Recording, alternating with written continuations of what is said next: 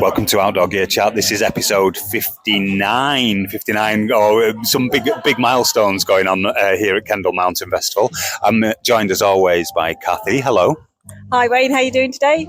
All right, yeah. It's damp, isn't it? It's properly damp. Actually, I went outside and it's just gone to like a light drizzle, and I was like, well, I don't need my waterproof now, do I? Because I'm actually so wet. I can't get any wetter. But we are here in the brewery marquee. Stormbird has kind of just gone lame for a little bit, and we might see more weather later, I'm sure we will. But we're back among our mountain family here at Kendal Mountain Festival, and we are joined with a very special guest, a sponsored athlete from one of our favourite brands, Sportiva, and it's Billy Ridal. So Billy, welcome. Thank you very much for having me. Oh, great. Now, Billy, you have had an incredible career competition climbing. Yes. And I think for many people, competition climbing has really come into the fore in the last two Olympics. And your key disciplines of boulder, lead, and the absolute bonkers speed climbing. I've done a little bit of speed in the past. Oh, it is such a thing to watch. It's incredible. And when you watch it live and you get a real sense of the energy, just explosive energy involved, it's really quite astonishing. And the audience participation's quite incredible, isn't it, as well? I've noticed at those events. It's so easy absolutely. to get on board with that one, isn't it? It's like it translates to any audience. You just understand what's happening. And It's the equivalent of the 100 metres, I guess, isn't it? Absolutely. Brilliant. Oh yeah, so I mean, you went through that whole indoor climbing world. I think you started climbing with your dad outdoors. Yes. Yeah. So I guess my introduction into climbing was very first introduction was into a climbing wall. Friends took me from school when I was little.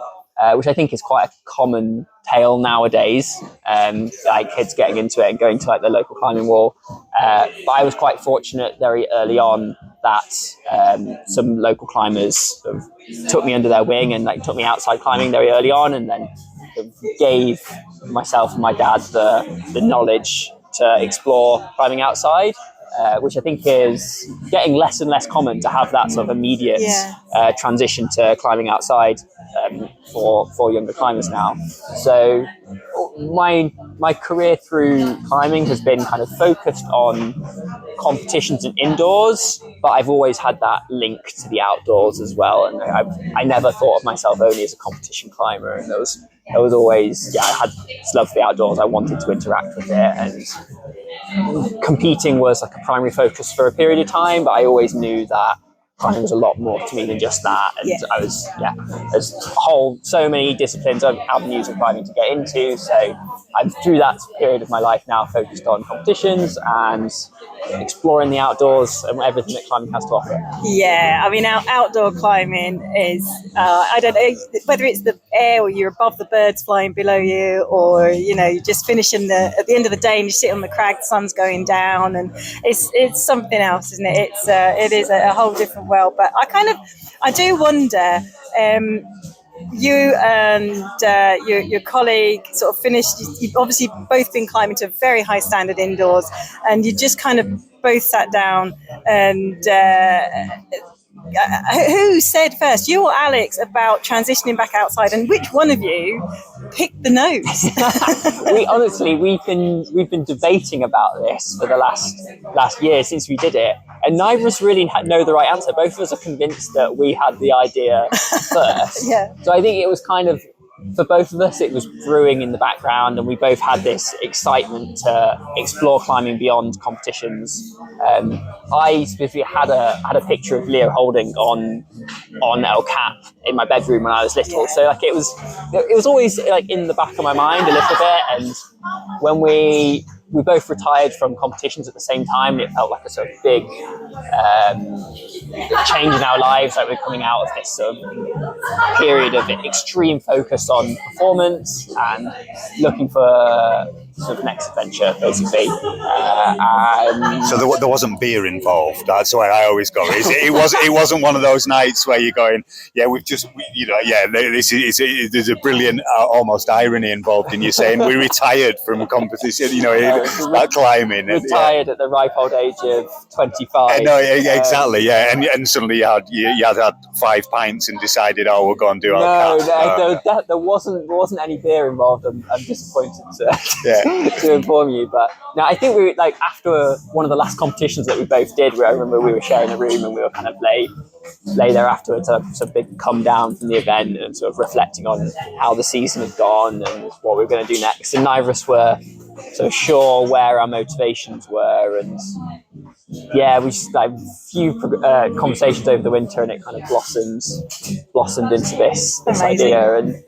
And specifically, the nose was kind of it seemed like a really audacious change from what we're doing indoors. But when you break down that route as a big wall, it's 1,000 meters, a huge amount of climbing to do. But the biggest difficulties is in 2 sort of 5 to 10 meter sections, which are extremely technical. Right. And the rest of it is difficult climbing, but not sort of extreme. So from our background, it kind of seemed in a lot of ways quite accessible. There's a lot of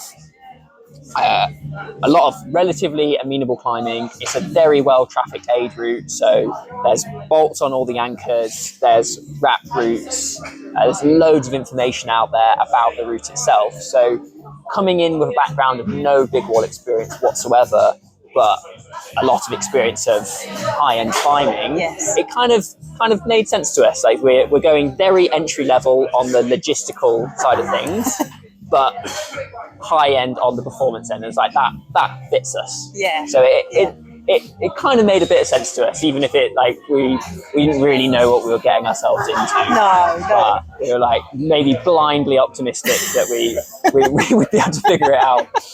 That is brilliant, and I love the matter of fact way you're talking about it. And yeah, I always say this: I'm not a climber, but I know the territory. Sorry, that you're in, and going, it's not difficult. I'm like, wow, right? That's something else. Amazing. And that, I guess, just a quick moment for those listening who might not know what we're talking about with the nose and El Cap. Just a quick where is it? What is it? Sort of thing.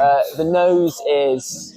It's the most famous route in the world. I think that's probably fair to say. It's in California, Yosemite Valley, on El Cap, which is again probably the most famous route on the most famous iconic bit of rock. It's absolutely stunning.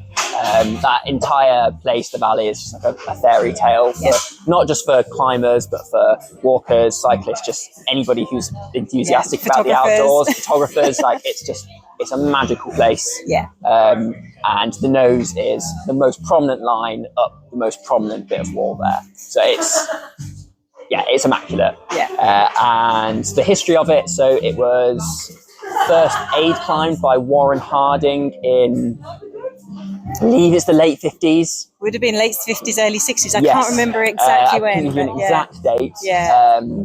In comically old school style. I think it was like an 18-month epic, and they were like going up and down, setting up camps, like wheeling barrels of wine up and down the wall. So that's it, rum and all the rest of it. Old school, and it was obviously like a massive deal when it was first done. Like, this was supposed to be impossible. It was like, I believe Everest had been summited before anybody went up El Cap. It was kind of that.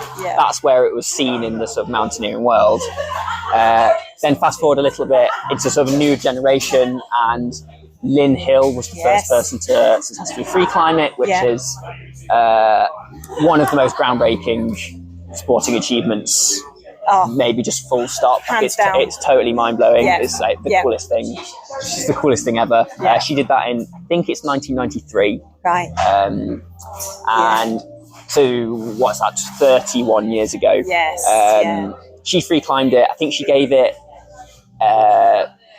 13B or 8A in European terms. Yes. Which was like a ridiculous sandbag, and it didn't really get climbed. Nobody, I think top climbers of the day went up and they didn't do it. Yeah. It eventually got repeated by Beth Rodden and Tommy Caldwell, two of the most famous names in Yosemite climbing.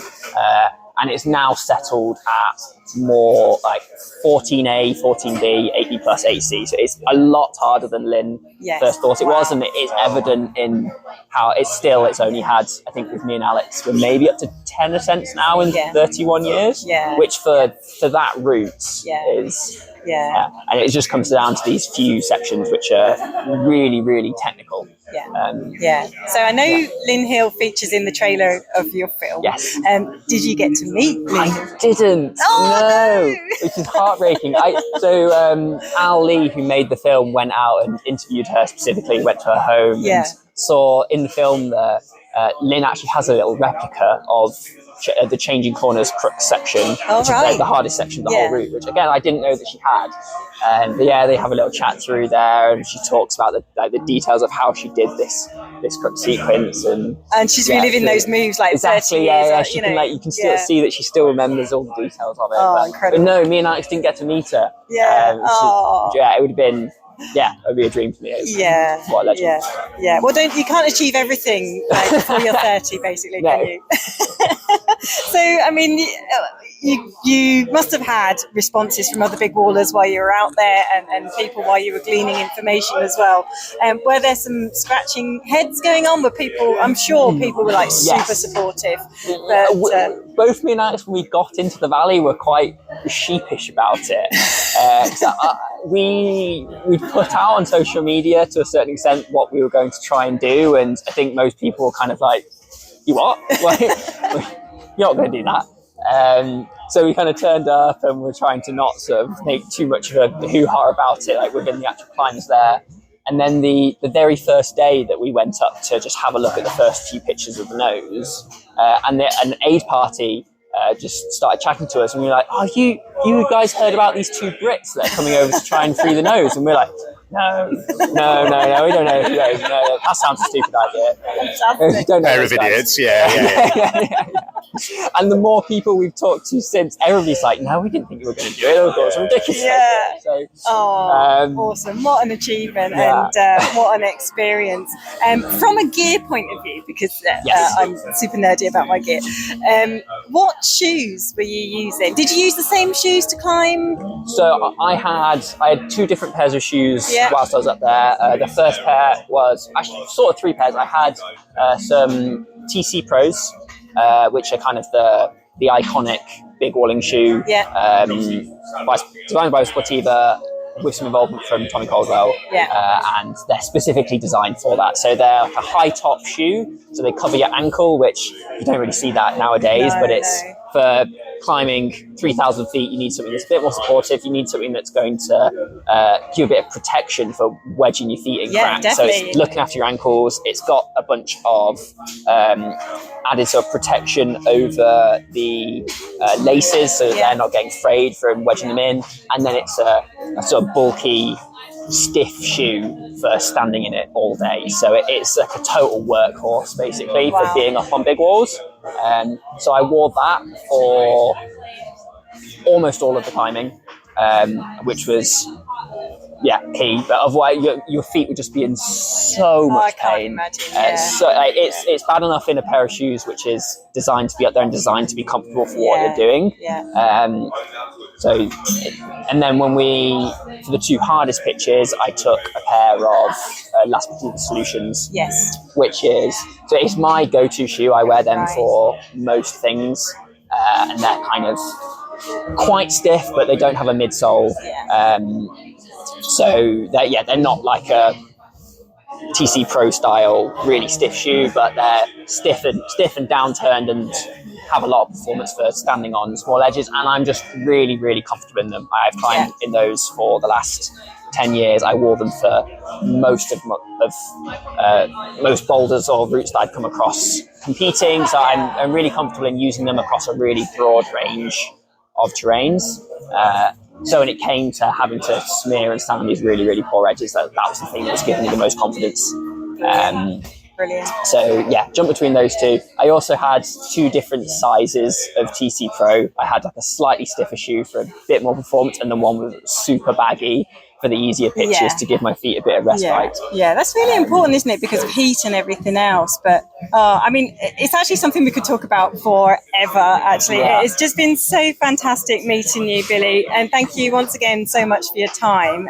We're really also grateful to Kendal Mountain Festival for making this happen, La Sportiva for sharing you with us. I feel a longer podcast coming on. Oh, without a doubt, yeah. Again, as with all of these, I've got so many questions and just in awe of what you've achieved, So you can find out more about La Sportiva climbing shoes, walking shoes, high altitude footwear at our shop, which is www.climbers-shop.com, and loads of peripheral information about climbing gear on the JoBrownOutdoorAcademy.com.